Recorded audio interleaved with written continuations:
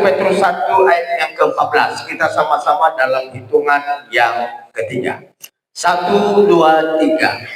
Hiduplah sebagai anak-anak yang taat, dan janganlah turuti hawa nafsu yang menguasai kamu pada waktu kebodohanmu.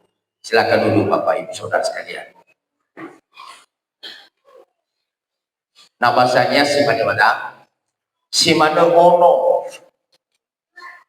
simane ono solo elo eli bei simane amuatada fona bagi isemi adu fona melem miila watahu. Kalau bahasa Batak gimana? Songon dakana si pangoloi maham unang mampai huti hamu be sangkap iroha uju niha oto omu na jolo. Bapak Ibu, saya kembali kepada firman tema firman Allah, ketaatan sejati berdasarkan ketaatan sejati kepada Tuhan berdasarkan kasih. Bapak Ibu, saya sedikit untuk mau menyampaikan arti dari ketaatan.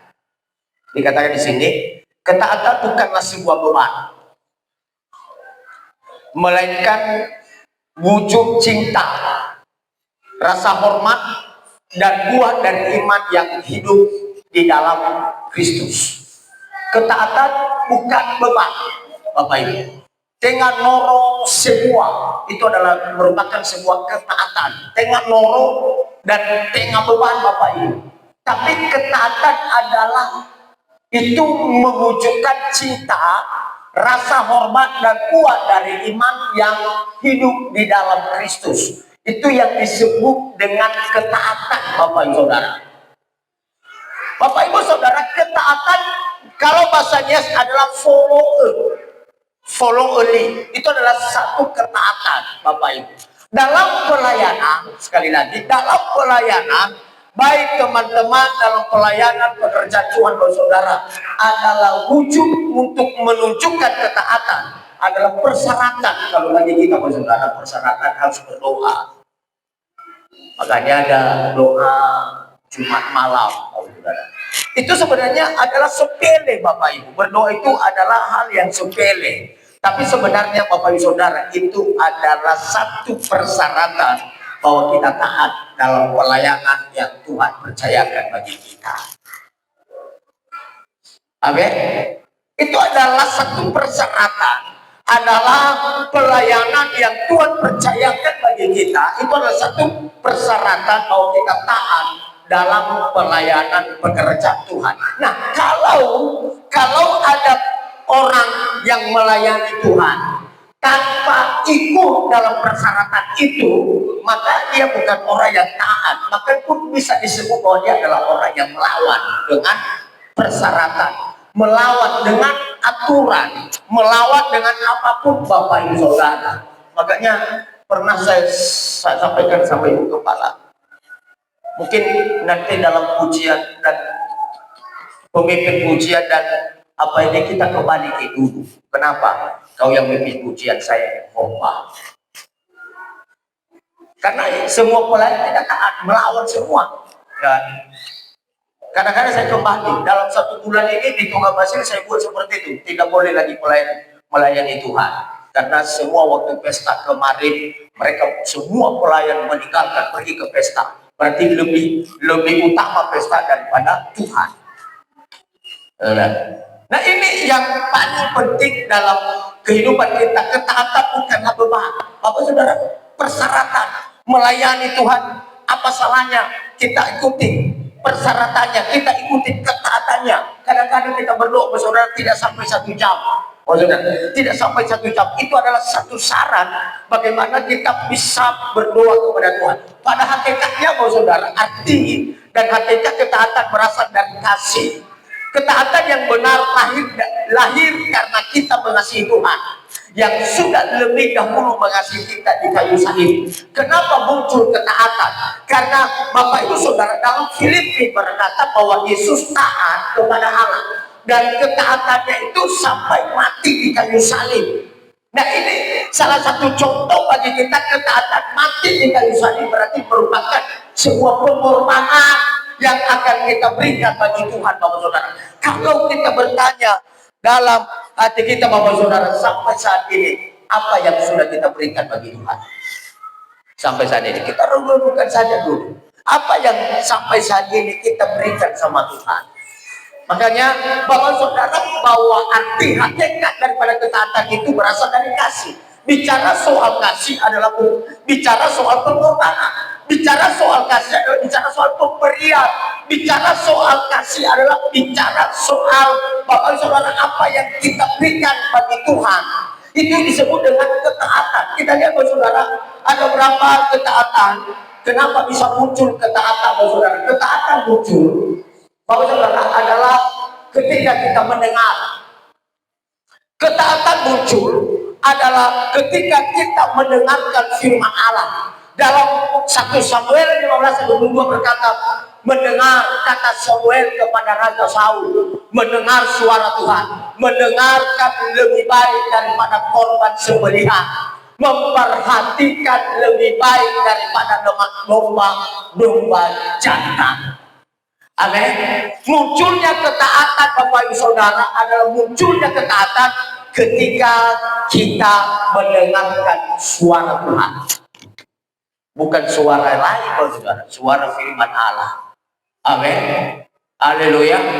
Mendengarkan suara Tuhan, mendengarkan firman Allah, mendengarkan Bapak Ibu Saudara apa yang disampaikan oleh hamba Tuhan, mendengarkan suara Tuhan lebih baik daripada korban sembelihan, memperhatikan lebih baik daripada lemak domba-domba jantan.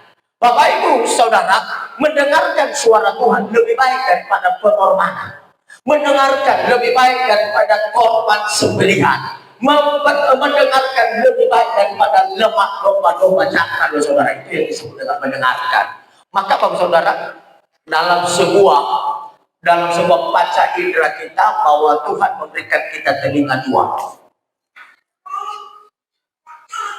Ibe koda Bapak Ibu dalinga, tola talinga, tola gaburu, tola viso. Ibe koda membuat Bapak Saudara, artinya seenae lebih oyak tapododromo daripada muhede Bapak Ibu. Mulut hanya satu, lebih banyak dengar daripada berkata-kata. Lebih banyak Bapak Saudara mendengarkan daripada menyampaikan Bapak Ibu. Karena Tuhan memberikan kita mulut hanya satu, tetapi Tuhan memberikan kita telinga dua. Artinya lebih banyak mendengar dan menyaring, memfilter. Dan setelah kita menyaring, memfilter, maka apa yang kita sampaikan Bapak Saudara adalah hanya garis besarnya saja. Nah, ini firman Tuhan dalam setiap kehidupan kita Bapak Saudara adalah mendengarkan.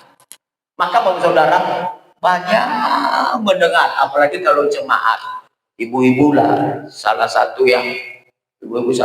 tidak mendengar tapi tidak dimasukkan di dalam hati. Ya, kadang-kadang ibu-ibu khotbah gembala memeja terima. Itu kan provokator itu namanya. Tengah ke memeja khotbah itu kan melemahkan iman orang itu. Tidak pernah kutunjukkan kepada pribadi orang kalau saya berkhotbah. Ngapain? Tidak ada untungku. Tidak ada untungku maksudnya. Tidak pernah Bapak Ibu saya belajar untuk menyampaikan firman Allah menyerang pribadi orang. Tapi orang kadang-kadang ketika mendengar keluar bagi gereja, itu kadang-kadang provokator Bapak Saudara. Nah, Bapak Saudara lebih banyak mendengar daripada berkata-kata. Bapak Saudara, buat dari ketaatan adalah berkat. Saya memberikan beberapa contoh yang taat dan jadi berkat Bapak Saudara. Yang pertama, Sarah, istri daripada Abraham. Istri daripada Abraham ini adalah sudah banyak alam dan beberapa beberapa kali Allah akan menjanjikan kepadanya bahwa akan lahir bagimu dan dalam keturunanmu akan seperti bintang di langit dan seperti pantai pasir di pantai. Saudara, itu janji Tuhan kepada Tuhan. Tetapi Sarah sudah berapa umur, belum juga janji itu ditepati oleh Tuhan. Tetapi Sarah taat pada janji itu, dan Sarah taat juga kepada Abraham. Kalau kita perhatikan dalam 1 Petrus 3 ayat 6, dia taat pada Abraham, dan sampai Sarah sangat menghormati Abraham, sampai dia katakan kepada Abraham, engkau adalah tuanku. Itulah satu ketaatan.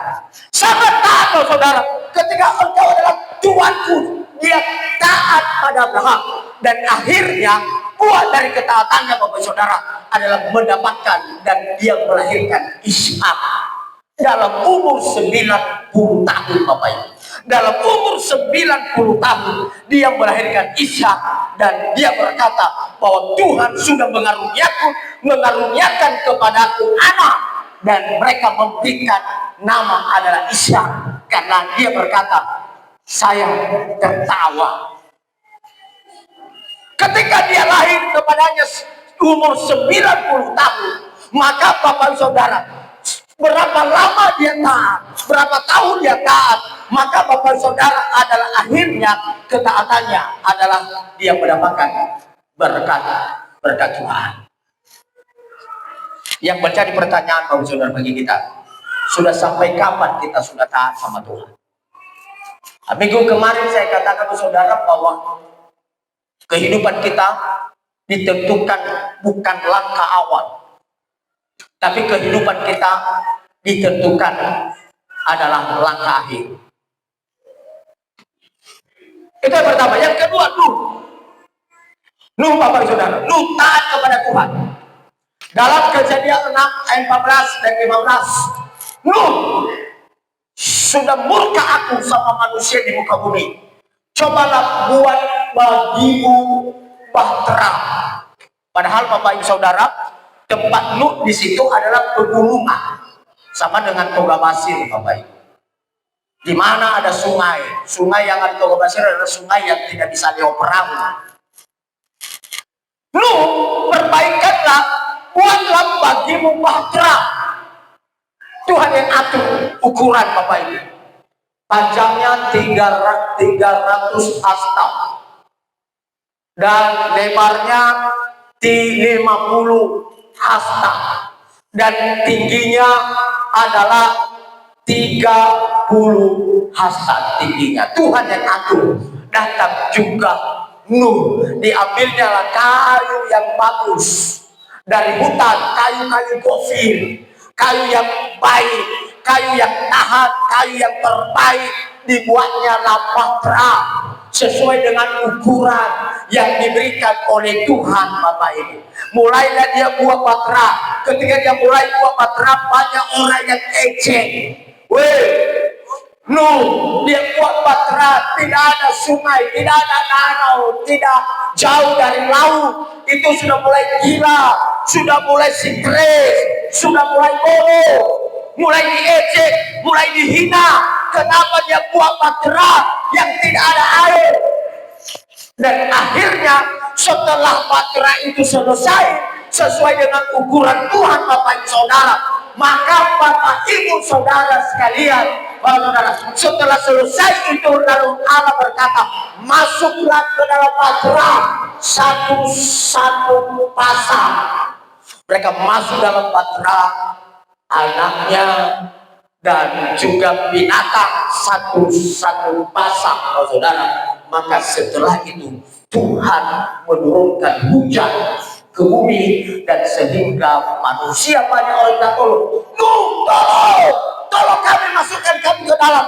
Padahal yang tadinya mereka berkata Nuh adalah gila, Nuh adalah bodoh, Nuh adalah sudah mulai stres. Tetapi akhirnya Bapak Ibu Saudara, dari ketaatan itu Bapak Saudara adalah muncul yang disebut dengan kasih karunia Tuhan. Taat saja. Amin. Taat saja. Yang paling penting bagi kita saudara, jangan dulu melawan. Jangan melawan. Salah satunya secara khusus bagi pemimpin pujian. Jangan melawan, taati saja dulu aturan. Apa rupanya aturan? Hanya berdoa tiap malam Jumat. Apa rupanya rugimu di situ? Tuh, kadang-kadang seperti itu. Apa rupanya rugimu di situ? Taat saja. Karena itu tujuan Tuhan. Tuhan atur 300 panjang dan 50 lebar dan 30 tinggi, Bang Saudara. Bicara soal ke-50, berbicara soal hari Pentakosta yang ke-50, di mana orang-orang percaya akan dipenuhi dengan Roh Kudus. Bicara dengan 30, Bang Saudara, berbicara soal kesetiaan kepada Allah. Ketaatan harus setia kepada Tuhan, Bapak Saudara sekalian. Apapun yang kita lakukan, kadang-kadang Bapak Saudara berat, memikul kayu yang sangat berat, Bapak Saudara, berat. Dia pikul dari hutan, dia pilih kayu-kayu pilihan, dan dia memperbaiki satu bahtera, Bapak Saudara. Kadang-kadang orang bilang dia gila. Tetapi Bapak Ibu Saudara, bukan gila, tapi tujuannya adalah di akhir daripada ketaatan Bapak Ibu Saudara, ada berkat keselamatan di dalam setiap kehidupan kita, Bapak Ibu Saudara. Kenapa kita harus menaati pemimpin-pemimpin? Coba salah satu baca di dalam Ibrani pasal 13 ayatnya yang ke-17.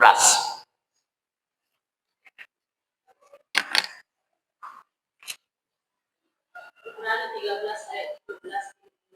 Taatilah pemimpin-pemimpin dan tunduklah kepada mereka, sebab mereka berjaga-jaga atas jiwamu sebagai orang-orang yang harus bertanggung jawab atasnya. Dengan jalan itu mereka akan melakukannya dengan gembira, bukan dengan keluh kesah, sebab hal itu tidak akan membawa keuntungan bagimu. Nah, dikatakan taatilah pemimpin-pemimpinmu karena kenapa? Karena dia itu berjaga-jaga atas jiwamu. Berjaga-jaga atas jiwamu. Kenapa saya katakan berjaga-jaga atas jiwamu? Berbicara soal jiwa, bicara soal spiritual. Gembala itu selalu mendoakanmu. Berkati, ya, supaya berkendaraan jangan ada kecelakaan. Jauhkan dari mara bahaya, jauhkan dari bencana alam, jauhkan dari niat-niat jahat manusia, jauhkan dari tangan-tangan jahat manusia. Itu sebabnya kita harus mentaati. Kenapa? Karena dialah yang berjaga-jaga atas jiwa kita. Amin. Mendengarkan, memunculkan ketaatan ketika kita mendengarkan firman Allah dan menurutinya, Bapak Ibu. Ini yang paling penting dalam kehidupan kita, Bapak Ibu. Tundukkan ketaatan ini, Bapak Ibu, perlu dalam hidup kita. Dari mana? Di mana kita menunjukkan ketaatan kita kepada Tuhan kalau bukan kepada pemimpin kita? Ini yang paling penting dalam kehidupan kita. Jangan hanya berpikir wah terus. Pikirkan juga masa depanmu. Pikirkan juga kehidupanmu. Bila engkau mati, maka uangmu tidak akan membawa engkau masuk ke dalam kerajaan surga. Sudah kita bilang Simon, bukan Simon Petrus, tapi Simon yang ada ketika Yohanes melakukan sesuatu kepada jemaat, ditumpangkan tangan penuh dengan Roh Kudus. Simon Paradatu, dukun pada saat itu, dia bilang kepada Petrus, berikan aku kuasa itu, ku beli dengan uang. Apa kata Petrus? Binasalah uangmu itu. Di situ kita bisa melihat, saudara, tidak satupun manusia dalam dunia ini yang diselamatkan oleh karena dia punya uang. Justru ketika diperbandingkan dengan orang kaya, dengan Lazarus yang miskin, yang tidak punya apa-apa. Lazarus yang miskin mati masuk ke dalam kerajaan Allah, hidup kekal, hidup senang, hidup damai. Tetapi ketika orang kaya itu mati, masuk di dalam neraka menderita, panas, haus, sampai dia berkata kepada Abraham, biarlah, suruhlah, Bapak Ibu, suruhlah Lazarus itu dicucukkan jarinya ke air dan dicucukkannya di lidahku. Begitu hausnya aku, saudara. Jadi kita melihat, saudara, ketika diperbandingkan orang kaya dengan si miskin, saudara, kekayaan tidak akan membawa kita masuk surga. Bukan dalam arti orang kaya tidak masuk surga. Orang kaya yang baik, orang kaya yang taat agama, orang kaya yang setia kepada Tuhan, orang kaya yang melakukan firman Allah, saudara, ada itu orang kaya yang akan masuk dalam kerajaan Allah. Tapi orang kaya yang sombong, yang tidak peduli dengan gereja, tidak peduli dengan agama, tidak peduli dengan pimpinannya, saudara, itulah yang bacaan yang neraka yang kekal, saudara.